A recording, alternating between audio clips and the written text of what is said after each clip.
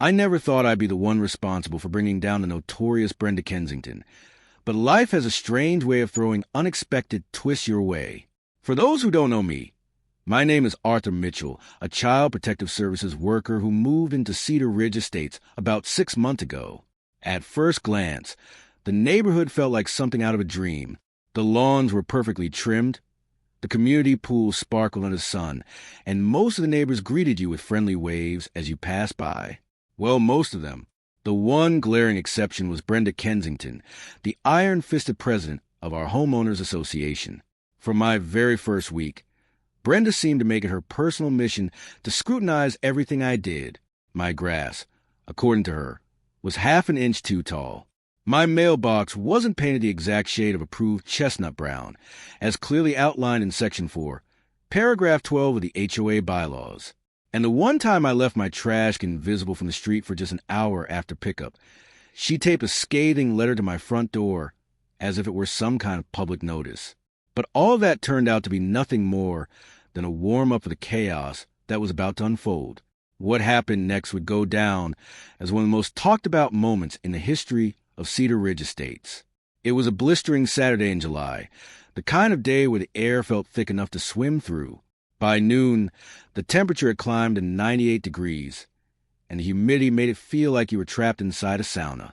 I had just returned from the grocery store and was unloading bags when I noticed Brenda marching across the street toward Mrs. Sterling's house. As always, her clipboard was clutched tightly against her chest like a shield. Trailing behind her was her son, Leo, who couldn't have been more than 8 years old. He dragged his feet, clearly miserable under the scorching sun. "Leo, stay in the car," Brenda snapped over her shoulder. "I just need to talk to Mrs. Sterling about her unauthorized garden gnomes." "I won't be long." I watched as she pressed her key fob, locking the doors once, then again, as if she were securing something valuable. The windows were rolled up completely. I froze mid-step, still holding a gallon of milk. Did she really just lock her child inside the car on one of the hottest days of the year? That couldn't be right. Maybe the engine was still running. Maybe the air conditioning was on. But when I looked closer, I realized the car was completely off. There was no engine noise, no cool air fogging the windows, just a little boy trapped inside what was quickly becoming an oven. Now, in my line of work, I've seen far too many heartbreaking cases of children left in hot cars. Some were accidents, others were the result of neglect. But they all had one thing in common: danger. Within minutes, the temperature inside a vehicle can rise 20 degrees higher than the air outside. On a day like that, it doesn't take long for the situation to become life-threatening, especially for a child.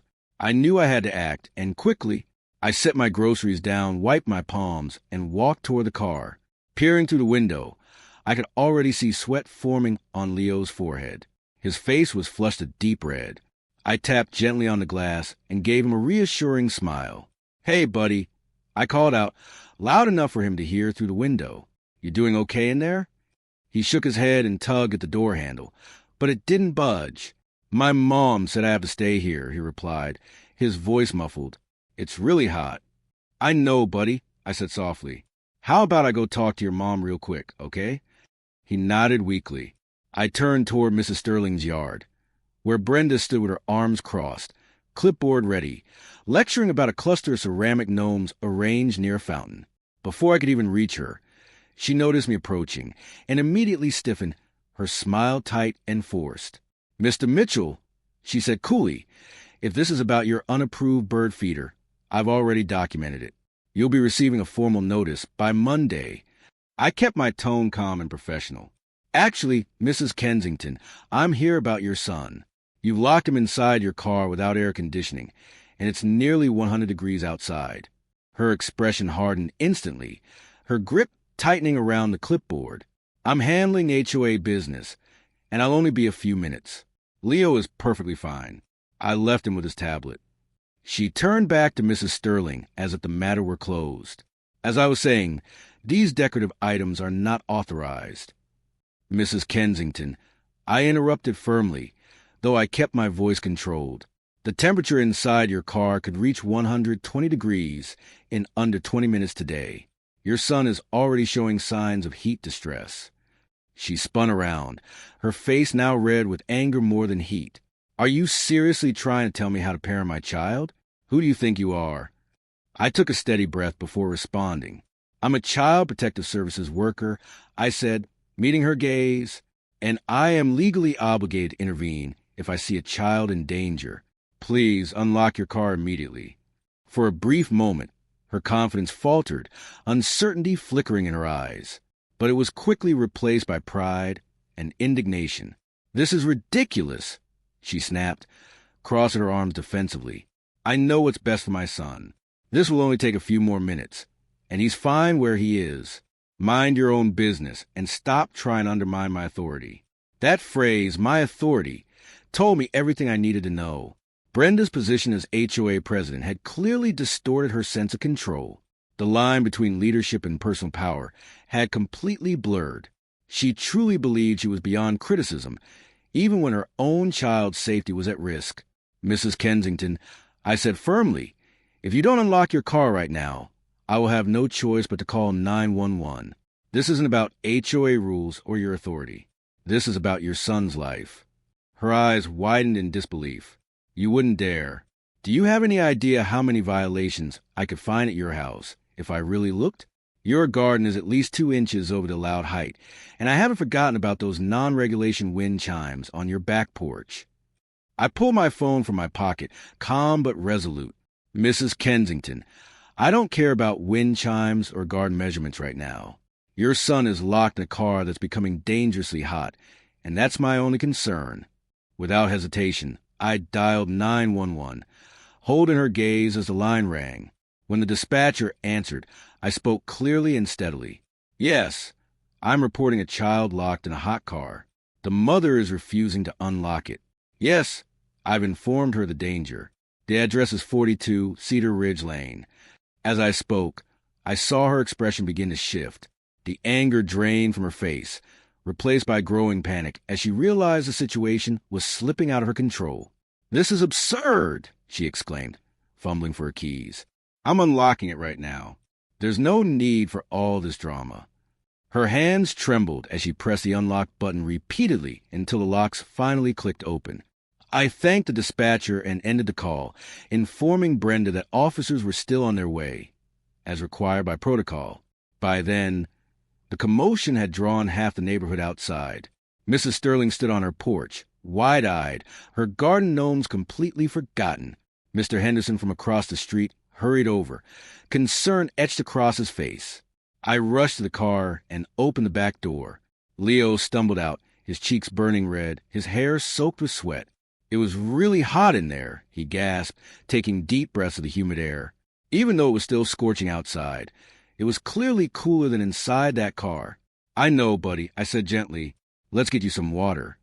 I guided him toward my porch, where my grocery bag still sat in the driveway. Behind me, Brenda followed, shifting between defensive outrage and hollow threats. This is completely unnecessary, she shouted. Leo was perfectly fine. You're overreacting and trying to turn everyone against me. Just wait until the next board meeting. I'll have plenty to say about your violations. I ignored her completely. My focus was on Leo. I grabbed a bottle of water from my groceries and handed it to him.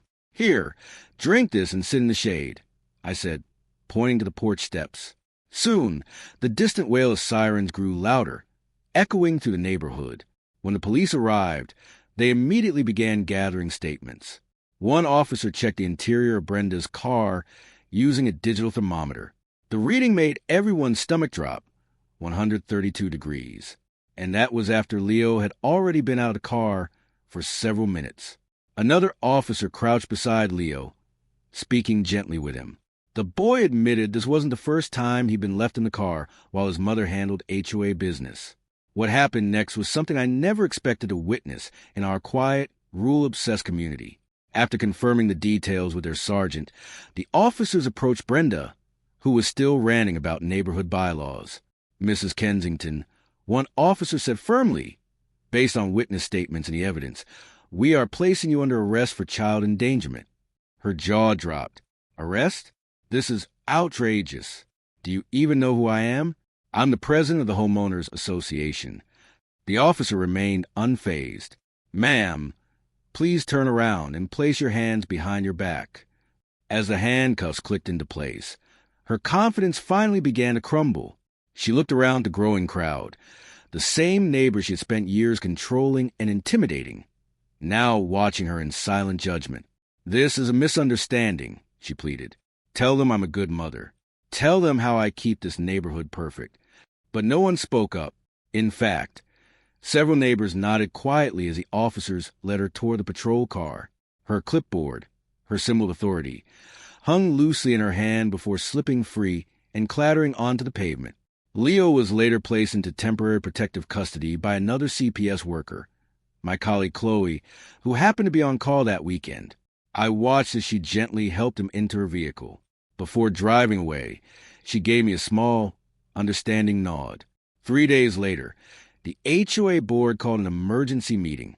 Brenda's arrest had already made local news, complete with video footage recorded by Mrs. Sterling's teenage son, showing her refusing to unlock the car. The board didn't waste any time. By unanimous vote, Brenda Kensington was officially removed as HOA president. The final blow came the following week during her arraignment. Along with losing her position, she now faced a Class A misdemeanor charge of child endangerment, carrying a potential sentence of up to 1 year in jail and a $4,000 fine.